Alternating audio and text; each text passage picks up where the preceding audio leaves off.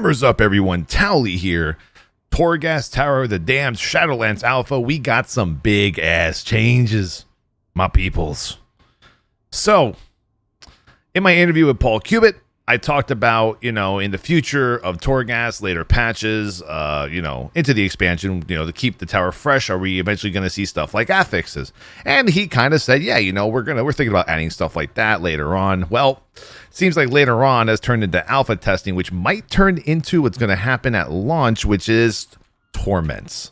Now, Torments are basically the stacking debuffs as you climb the tower that will make it harder and harder for you to progress. And I'll show you a few right now. I'll read off the list later. Now, this is the talk of the town. This is the talk of the community, social media for the past, 24 hours. People are like, oh, my God, what the hell? Wally. Wally's so awesome. I'll take any of these right now. It doesn't matter. So, I've cleared quite a few floors already on my hunter, so I'm going to go to floor 19. So apparently these torments, well, actually I have mine right now on floor 1, which is interesting because you're not supposed to have it on floor 1. I'll report that as a bug. Actually, I'll report it right now. I have a torment on floor 1. Should not happen until 12. Could be just a bug because I've climbed so high into floors already that it thinks that, it's some whatever. Anyway, so I think floor 12 is when you'll start encountering torments. I wonder if I'm going to get the same torment now because I started with this one. Let's see. And once again, this is all alpha, subject to change. None of this is written in stone yet. This is Blizzard just trying to, find ways to stop us from doing crazy shit. For instance, I know when we hit the more heroic style floors, right, in Torghast, what we end up doing is we just wait for lust, or we wait for CDs, we wait for cooldowns. I mean, just on there's some floors where it's rares back to back to back to back, and you'll get through the floor maybe in almost a fucking hour. It'll take you sometimes on these elite floors with a group of 5 or even solo, but you have to wait for stuff like your lust, or for me, my hunter CDs or whatever to burst and take these guys out, because elites have these stacking buff on them that if they get to 10 stacks, they're immune to CC, then they just smack you around. So what do we get here? Torment, Fracturing Forces. While not in combat, a Moss-Worn Shadestalker with 20% increased health periodically hunts you down. So that's going to happen pretty much. Oh, Jesus, what the hell? Stupid thing. That's going to happen pretty much the entire time you're in Torghast. You're just going to get that that little guy's going to come out of nowhere. I mean, I'm not sure how long it takes him to actually come out. It's the problem is the stacking issue, right?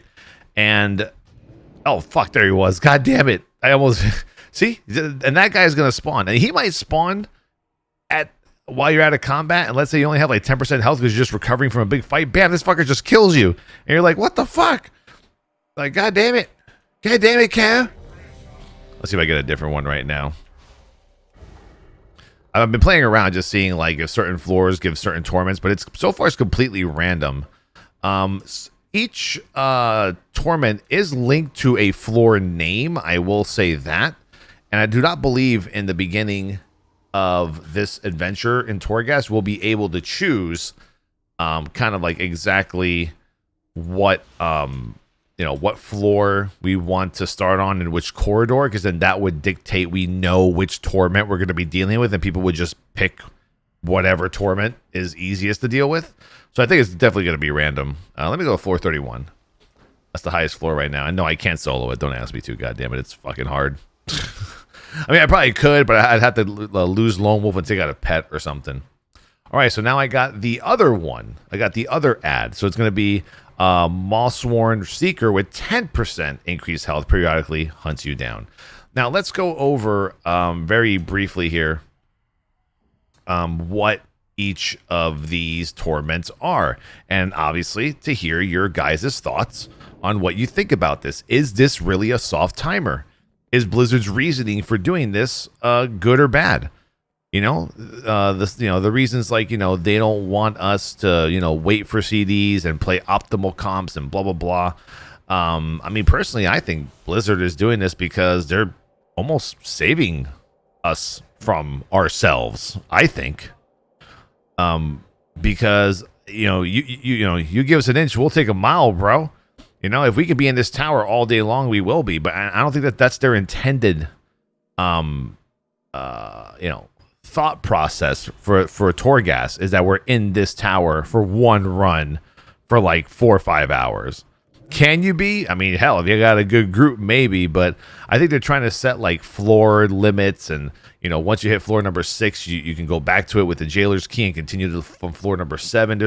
You could tell they care about feedback, because so far Torghast has changed like 5 different times in the 5 weeks that we've had alpha. Now let's take a look at these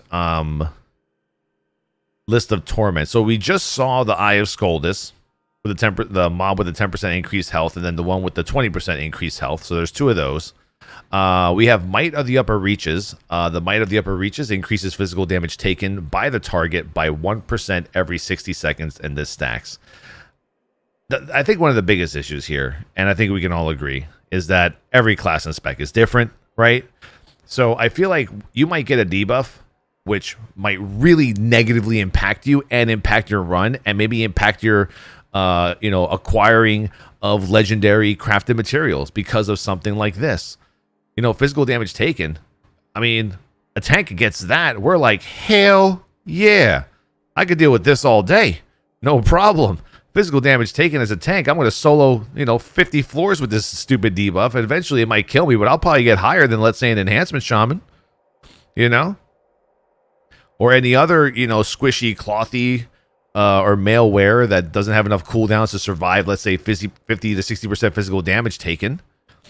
And then we have Remnants of Mortregar, increases magic damage taken by the target by 1% every 60 seconds. I mean, that one's brutal, because we know how fucked up magic damage is. And then Cold Heart, Breath of the Cold Heart, over in the Cold Heart Interstitia, I think that's how you say it, decreases the target's damage done by 1% every 120 seconds. Now, last night, I was in a group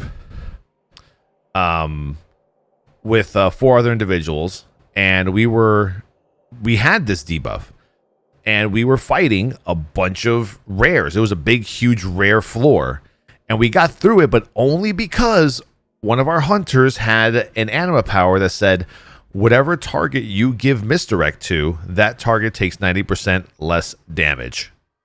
So that's how we did it. If we didn't have that, and we waited for Lust, almost in between every other elite, and this damage done by the mobs to us was up to like 60% damage done, 70% damage done. So you can see like our mentality as players, right? We just kept waiting for Lust and waiting for cooldowns, waiting for Lust and waiting for cooldowns. And I do believe the tower should eventually end for some people. Even like Mythic Plus dungeons, right? Mythic Plus dungeons, you come to a point where you can't go a higher key.